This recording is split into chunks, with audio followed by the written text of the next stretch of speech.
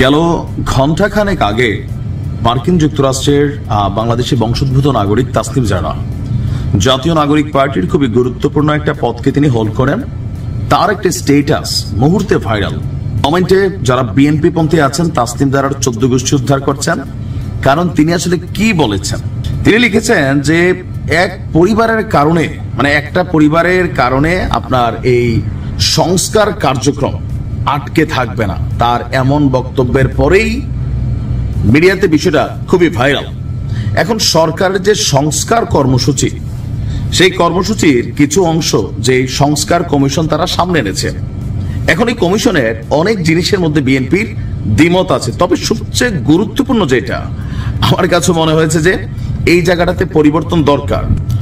যদি আগামী দিনে বাংলাদেশকে পরিবারতান্ত্রিক রাজনীতি থেকে দূরে রাখতে হয়, তাহলে সংস্কার কমিশনের যে প্রস্তাবটা, এটা যথাযথ গ্রহণযোগ্য আমার কাছেও।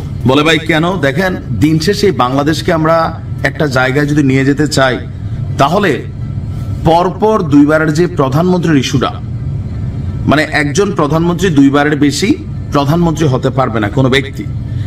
আবার বিএনপিও কিন্তু এটা নিয়ে তারা একটা বলছিল যে হ্যাঁ আমরা এটাতে রাজি, তবে তথ্যগত কিছু ঝামেলা পাকাইছে। আজকে আমরা যখন দেখলাম যে মানে আমাদের সংস্কার কমিশন বলছে তাদের যে সুপারিশ, যে জীবনে দুইবারের বেশি প্রধানমন্ত্রী হতে পারবে না কোনো ব্যক্তি জীবনে।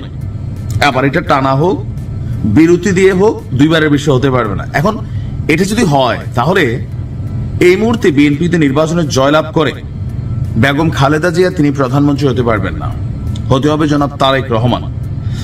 তো তারেক রহমানও ওনার জীবনে দুইবারের বেশি প্রধানমন্ত্রী হইতে পারবেন না। পরবর্তী সময় বিএনপির অন্য নেতৃত্ব থেকে কেউ আসতে হবে, অথবা তার পরিবার থেকে কেউ হবে, বাট তিনি তার জীবনে দুইবারের বেশি হবেন না। বাট বিএনপি বলছে, বিএনপির বক্তব্য হচ্ছে কেউ টানা তিনবার প্রধানমন্ত্রী পদে থাকতে পারবেন না। একটা আছে জীবনে, আরেকটা আছে টানা। তো টানাটা হইল কি? এখন টানা তো এটা আসলে সম্ভব না যে টানা তিনবার শেখ হাসিনা ছিলেন, তিনি নির্বাচনকে ম্যানিপুলেট করছেন, মেকানিজম করছেন, দামি নির্বাচন দিচ্ছেন, রাতের ভোট হয়েছে, এগুলার কারণে তিনি থাকতে পারছিলেন। কিন্তু যদি একটা সুষ্ঠু নির্বাচনে বাংলাদেশের ইতিহাসে কোন রাজনৈতিক দল টানা দুইবার কিন্তু ক্ষমতার যায় নাই, যদি যায়ও টানা তিনবার, এটা তো কখনোই সম্ভব না। বাংলাদেশের ইতিহাসে না, পৃথিবীর ইতিহাসে এগুলা মানে ফেসিজম ছাড়া আসলে কোথাও সম্ভব না, যেখানে ডিকটেটরশিপ আছে। তো বিএনপির এই জায়গাটাতে আপত্তি, তাদের বক্তব্য যে যদি কেউ চায় তাহলে ধরেন দুইবার হয়েছে, এরপর একবার তিনি বিরতি দিয়া পরে আবার হইতে পারবেন, অথবা এখন একবার হয়েছেন পরের বার বিরতি দিয়া আবার হইতে পারবেন। মানে মোট কথা তিনি হইতে পারবেন ধাপ ধাপ দিয়া। এছাড়া রাষ্ট্রপতি, প্রধানমন্ত্রী, সংসদের মেয়াদ সংস্কার কমিশন বলছে 4 বছর, বাট বিএনপি বলছে এটা 5 বছর। এটা চাইবে, এটা বিএনপির জায়গায় আওয়ামী লীগ হলেও 5 বছরই চাইতো। আবার এই যে অবজেকশনটা বিএনপি দিচ্ছে, এটা কিন্তু আওয়ামী লীগও দিবে 100%। আজকে যদি প্রেক্ষাপটে আওয়ামী লীগ থাকতো, তারাও কিন্তু 4 বছরের জন্য না, কারণ মোটামুটি একটু আসন টাসন গাইরা পয়সা টয়সা কামাইতে তো সময় লাগে। এগুলো কিন্তু মূল একটা ফ্যাক্ট। প্রধানমন্ত্রীর যে ক্ষমতা কমানোর বিষয়, সেই বিষয়টাও এটার পক্ষেও বিএনপি না। আমাদের বাংলাদেশে কার্যত রাষ্ট্রপতি হচ্ছেন একজন খেলনা। যাবেন মাঝে মাঝে টিভিতে বক্তব্য দিবেন, প্যারেড ময়দানে যাবেন, ফুলটুল দিবেন। এছাড়া দলীয় রাজনৈতিক নেতা যারা আছেন, মানে দলের রিকোয়ারমেন্টে অনেকে হচ্ছেন মৃত্যুদণ্ড থেকে খালাস দিবেন।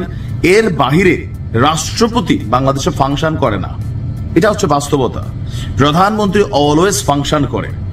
তো সংস্কার কমিশনের কিছু জিনিস ছিল, আমার কাছে মনে হয়েছে যে এগুলা বিএনপির মেনে নেওয়া উচিত ছিল। সাময়িক একটু নেগেটিভিটি হবে, কিন্তু এই সংস্কারগুলা দেশের জন্য, জাতির জন্য কল্যাণকর হইতো। আর এটা তো আগামীতে সবাইকে মানতে হইতো। ধরেন এখন যদি বিএনপি মেনে নেয়, আগামীতে আওয়ামী লীগ কখনো আসলে, জাতীয় পার্টি আসলে, জাতীয় নাগরিক পার্টি আসলে সবাইকে মেনে নিতে হইতো।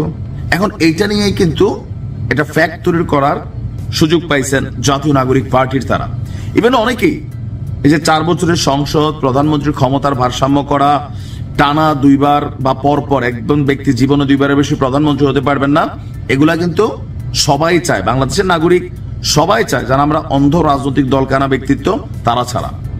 কারণ যেটা দেশের জন্য কল্যাণকর, আপনাকে এটা বলতে হবে। তা আমার মনে হয় এখনো সময় আছে, বিএনপির হাইকমান্ডে যারা আছেন এই বিষয়টা ভেবে দেখা দরকার।